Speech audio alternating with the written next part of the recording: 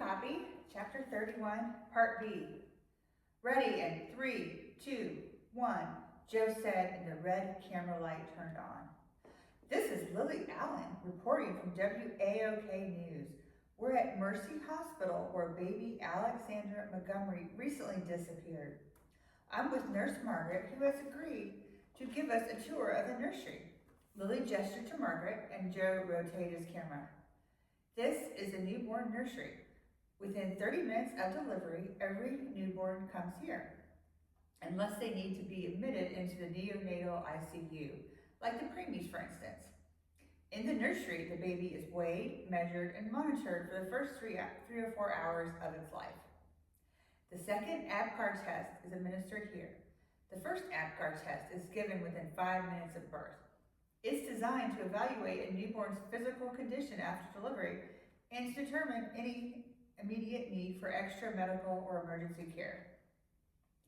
The first test is administered either in one of the new birthing suites or in the operating room, depending upon the method of delivery, vaginal or cesarean. How old are the babies in the nursery? Joe asked. These newborns range in age from a few hours to a few days old, Margaret answered patiently. So they come out this big? Yes, the average full-term baby weighs approximately 7.5 pounds and measures 20 inches in length, Margaret said. Ouch, Joe grimaced. Joe, why don't you leave the questions and insightful commentary to me? Lilly asked. Thankfully, she could voice over the last part and salvage the footage. Sorry, Lil. Joe looked pensive, as if he thought purchasing more condoms represented a good investment.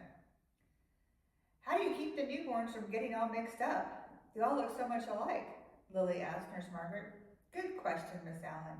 Immediately after birth, the newborns are tagged on both the left wrist and the ankle.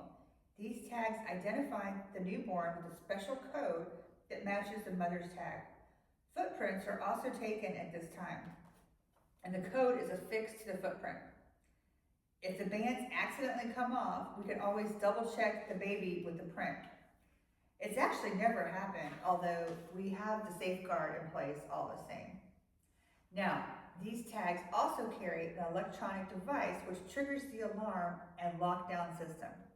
If the tag either leaves this floor or is cut, then the alarms sound and a lockdown occurs like in prison. All exits are sealed and no one is allowed to leave or enter the maternity ward, Margaret said. When are the tags removed? The tags are removed and the baby is ready to be discharged. Then the tag is matched with the mother's. Next, the tag is officially removed with a special tool disengaging the electronic device.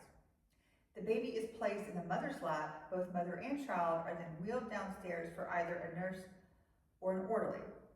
The father, ideally, is waiting downstairs with the car and a safety-approved car seat to drive them home. And they all ride off into the sunset, Joe whispered. Luckily for Joe, he failed to break Lilly's concentration. After the newborn is transitioned, what happens next? Lilly worked in the groove now. The baby remains in the bassinet, which is then wheeled into the hospital room where the mother is recuperating. This is the first opportunity for the mother to attempt breastfeeding, Margaret said.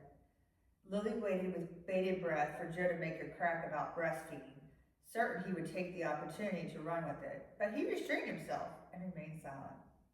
What's to prevent someone from walking into the mother's room while she's sleeping, cut off the tags with the right tool, and walk right back out with a new bundle of joy? Lilly asked.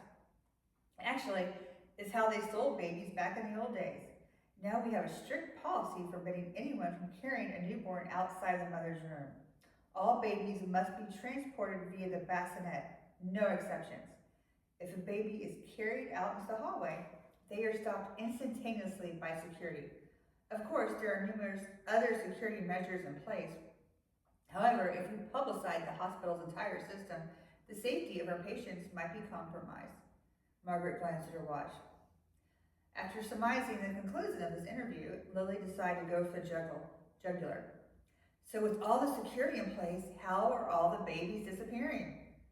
My apologies, I'm not allowed to comment at this time, Margaret sounded rehearsed. Hitting a brick wall, Lilly decided to cut her losses and conclude the interview. Thank you, Margaret. Lilly faced the camera and finished. This is Lilly Allen reporting for WAOK News. Thank you and good night. Joe turned off the camera and started packing his equipment. Lilly breathed a sigh of frustration and blew the bangs off of her eyebrows as she exhaled. It was always frustrating when an interviewee either clammed up or fed some rehearsed line of bullshit. But the kiss of death for any reporter were those two awful words, no comment. When Nurse Margaret ascertained the cameras were off, she pulled Lilly aside. Miss Allen, I'm truly sorry for my rudeness earlier, but the detective insisted I not comment on that particular line of questioning. They said something about it hindering the investigation, or even worse, more babies could be abducted. Her eyes clearly saddened by all of the recent events. I understand. Margaret took Lilly's hand and scanned the hallway to ensure no one could hear the next words. But between you and me, off the record, Lilly nodded and patted Margaret's hand reassuringly. We have no idea how these babies keep disappearing. All right, come back next time for more chapters. In the meantime, click like and subscribe, tell all your friends, and go to my website, elementsofmystery.com, for purchase to all my books. Thanks. Bye.